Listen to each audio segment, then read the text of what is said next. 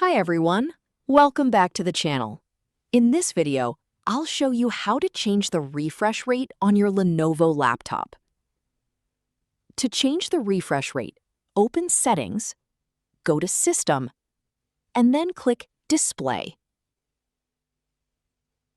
Scroll down and select Advanced Display.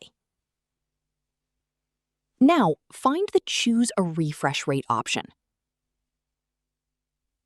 Click the drop-down menu and select the highest refresh rate available, such as 60 Hz, 120 Hz, or 144 Hz, depending on your display.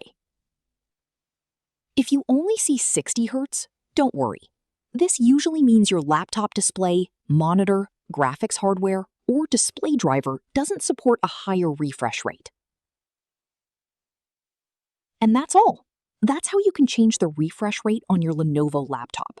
If you found this video helpful, don't forget to like, subscribe, and turn on the notification bell for more Lenovo laptop tutorials.